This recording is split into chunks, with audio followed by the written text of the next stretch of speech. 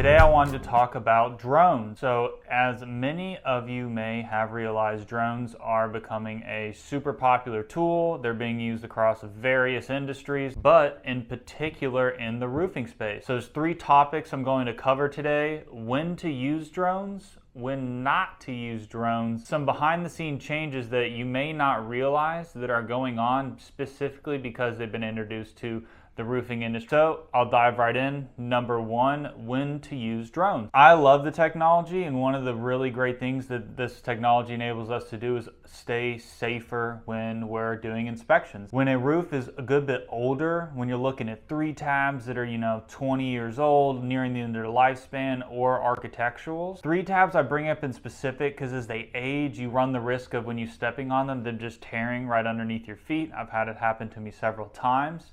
So when you're doing inspections on roofs that are just too old, it can be a great tool to prevent you from having to get up there. You can get good overviews. One other thing I want to mention as well is when you're looking just for wind in particular on a property, is something that you could really just take overviews of, get a good count of the creases on the shingles on every single slope without ever having to get up on that roof.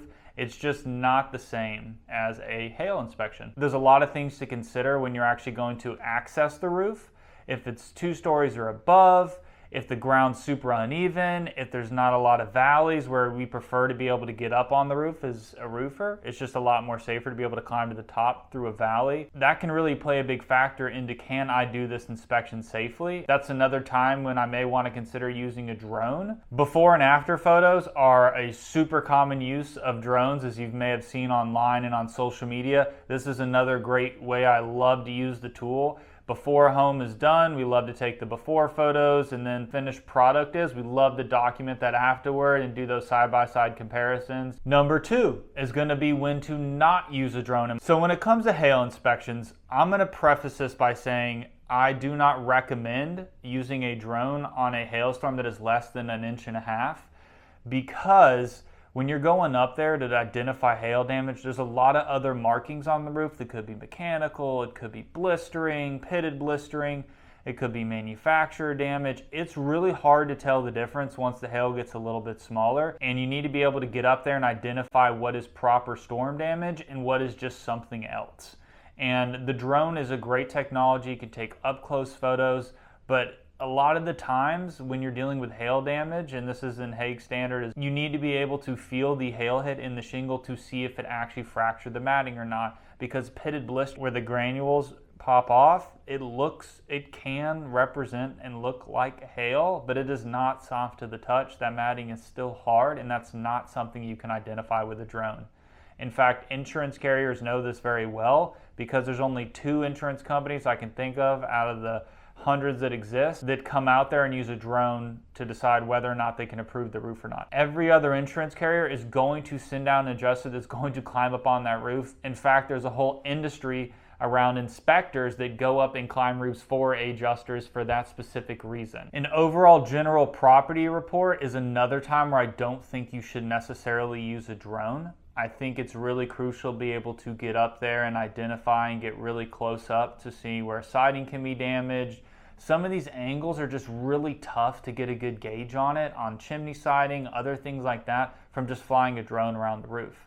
A lot of things I can identify, maybe if it's a problem, you can see kind of a problem area with the drone, but a lot of times I have to get up there to verify what material it is, get the measurements. So there's a lot of things where the drone technology is great on overviews, but as far as a detailed report, I don't think you're going to be able to get that with a drone, at least not yet. One last thing I don't think you should use a drone on as well is when it comes to insurance renewal. It's already a thing. You may have experienced it. Insurance carriers are taking satellite images of homes with algae growth on them. They're choosing to non-renew policies based on this fact alone, claiming it is too old, because it is hard to tell how old it is. I know this for a fact because I actually partner with a couple insurance carriers in my area, and they send me out on non-renewals to go look and do an actual boots on the roof inspection, create my photo report, have a professional write up a letter and say, hey, this roof is actually in good condition, this policy is perfectly okay to renew, and that's how we're able to get a lot of these renewed. Last thing I wanted to go over was a couple of the behind the scene changes that y'all may not be aware of. So these are some side effects I've seen of drones being introduced to the industry.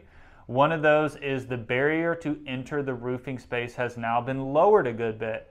What do I mean by that? Now that drones are so prevalent in the industry, it's lowered the barrier to entry when it comes to being a roofing professional. So instead of training somebody to know how to use a ladder, use equipment, climb on the roof, know what they're doing up there, how to identify damage, marking up the roof, what they're doing, I've seen it on several companies, is they're sending people out to only do drone inspections when a lot of the times it's just not a thorough assessment. I do want to mention, this is something that gets talked a lot about in the industry. I don't think it's as prevalent as a problem as people make it out to be, but it is one of the tactics, in my opinion, that somebody that does drone inspections. So what they're going to tell a homeowner is you don't need somebody to get up there. If they get up there, they're going to damage the shingles, and it's something we can just do with a drone. This is also being reinforced by companies that are selling drone softwares to do hail inspections. They say, hey, the industry's shifting. You don't want to actually get up on that roof because you're going to be accused of creating damage.